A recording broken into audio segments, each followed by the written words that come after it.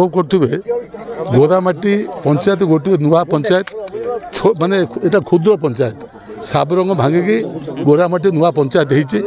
ଏଇ କ୍ଷୁଦ୍ର ପଞ୍ଚାୟତରେ ଯେତିକି ଲୋକ କର୍ମୀ ବୈଠକ ଉପସ୍ଥିତ ରହିବା କଥା ଆପଣ ନିଜେ ଅନୁଭବ କରୁଥିବେ।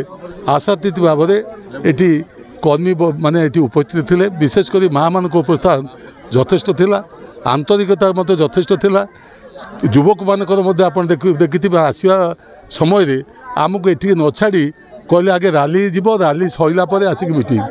ଆମେ ତାଙ୍କ ସହିତ ରାଲିରେ ଗଲୁ ଏବଂ ଯାହାଫଳରେ ଶତାଧିକ ମୋଟର ସାଇକେଲ ଆଜି ତାଙ୍କ ପଞ୍ଚାୟତ ପୁରାପୁରି ଭାବରେ ସେମାନେ ବୁଲି ସ୍ଲୋଗାନ ଦେଇ ଉନ୍ମାଦନା ସହିତ ନବୀନ ବାବୁଙ୍କୁ ଷଷ୍ଠ ଥର ମୁଖ୍ୟମନ୍ତ୍ରୀ କରିବା ପାଇଁ ଡାକରା ଦେଇ ଲୋକମାନଙ୍କୁ ଅନୁରୋଧ କରି ଏଠି ଆସିକି ସଭା ହେଲା।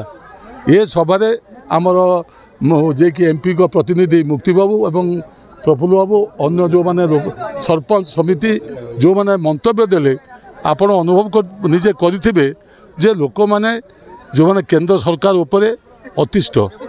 आज आम गोरामाटी पंचायत कर्मी सम्मेलन अनुष्ठित हो जाए परिप्रेक्षी आमर मंचर आमर जे विधायक प्रार्थी प्रफुल्ल सामल महोदय उपस्थित थे।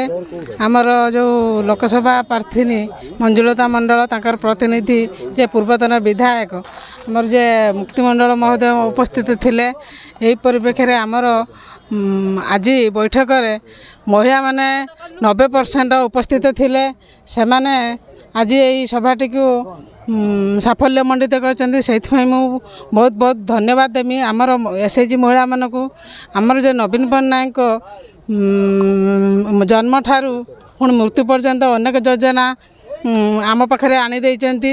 आमे आज तांको जीवन दीर्घायु करबू एवं आमे तांको षष्ठ थर केमिति मुख्यमंत्री हेबे से पाई आमे आज संकल्पबद्ध नेलु। षष्ठ थर मुख्यमंत्री हेले जतिक आमर योजना रही जन्म ठार मृत्यु पर्यंत सेगुड़ी आम पहुँचाई पार्छु लोक मान पाखरे।